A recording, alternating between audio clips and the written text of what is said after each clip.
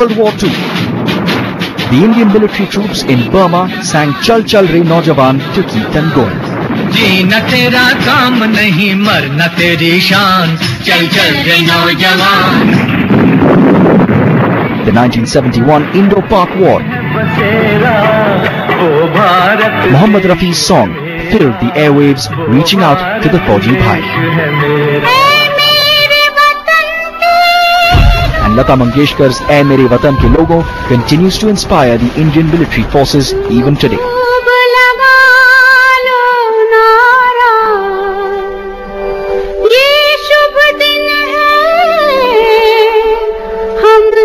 Music has always played a crucial role in motivating. And not just borrowed from Bollywood, the armed forces have created their own tunes as well. The sound of the bugle, the roll of the drums, and the strings of a pipe playing martial tunes have become the trademark of the Indian military band.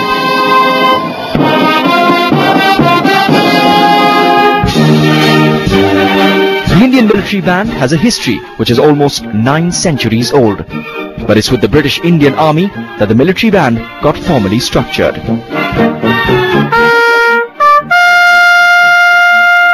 The origin bands began with the bugle and the drums. In war, from the 12th century onwards, the commander had the bugler next to him, and the bugle sound goes the furthest. All orders for battle were given to the troops with a bugle, and the drummer actually, or a few drummers actually, encouraged the troops to go to battle. This became military bands. But post-independence, it was time to Indianize the military bands, and it was Commander-in-Chief Field Marshal K.M. Cariappa who took up this challenge. And in 1950, the foundation for the Military School of Music was laid in Panchmadi, Madhya Pradesh. All officers of the 3 services for band go to Panchmadi, where they even teach them composing and the nuances, because a band leader or a band officer who conducts actually has to get the whole team together. And General K.M. Cariappa indigenized tunes. He converted many of the tunes to suit the Indian culture, the Indian cadence, and of course the Indian soldier. And therefore, we have had composers, L.B. Gurung, Weiss, Harold Joseph. Many of them have composed Indian tunes, and you will hear many of them on Republic Day Parade.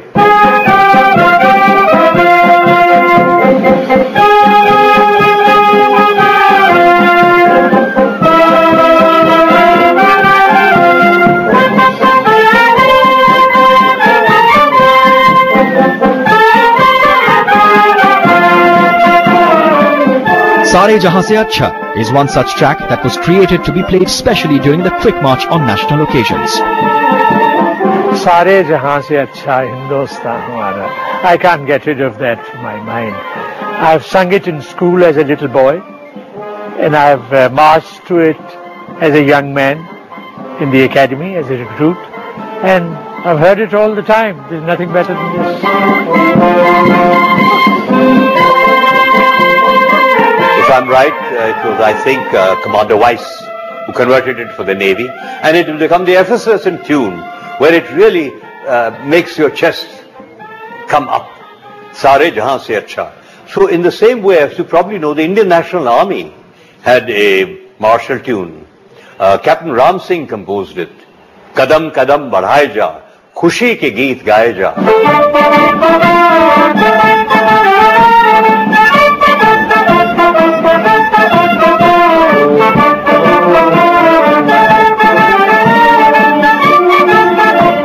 It's uplifting for the spirit.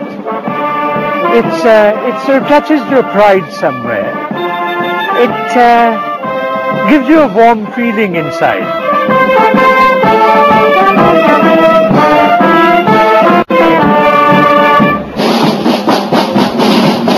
And their experiments also meant borrowing a lot from Indian folk music, be it Punjab, Rajasthan, Marwar, Garhwal or Konkan. The Indian military music is a mix. Music cannot really be classified. It doesn't belong to anybody. Music is larger than anybody, any one of us. All infantry battalions have their own pipes and drums band, while brass band is with the regiments only. Hence, one can say that every unit can have its own unique brand of entertainment. The bands were raised of two kinds. The pipes and drums, which are used for marching, which have a complement of bugles. Pipes, drums and bugles. By pipes I mean bagpipes. They were used mostly for marching and displays, or beating the retreat in the evening on formal occasions.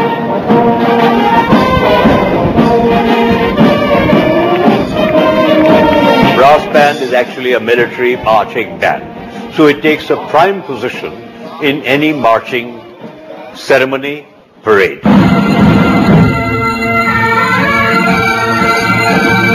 The pipe and the drum bands are of Scottish origin.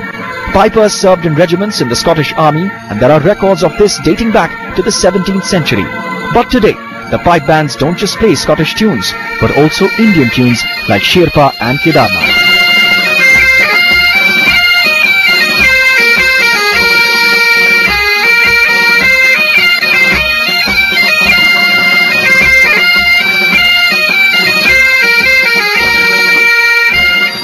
You will hear Indian tunes being played on the pipes. In fact, more than 40% tunes played by military bands today are written by Indians for India on Indian tunes.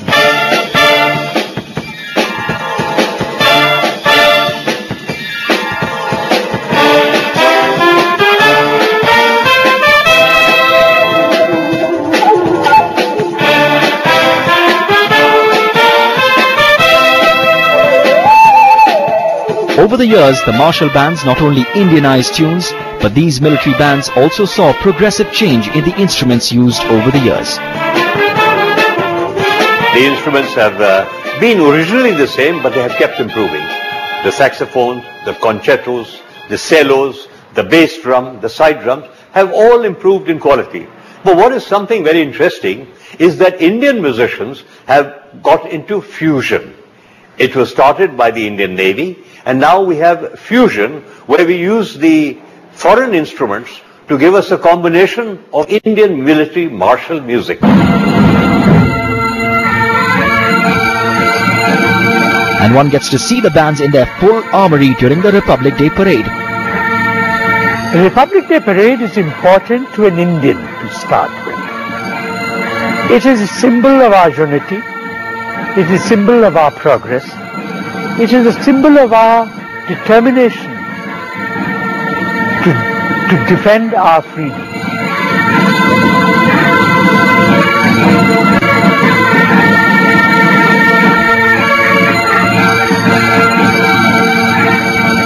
It is reduced in the time schedule. It used to be very, very long. And the states get an opportunity to compete for the tableau, and the armed forces get an opportunity to table and march their best down Rajpath. And actually, the world comes also as visitors to look at the Republic Day Parade. The Indian military band has travelled beyond the borders to train bands in countries like Sri Lanka, Maldives, Kenya and Mauritius. And to its credit, the Indian Army Band is also a Guinness Book record holder for having achieved the feat of 4,500 musicians playing with just one band chief.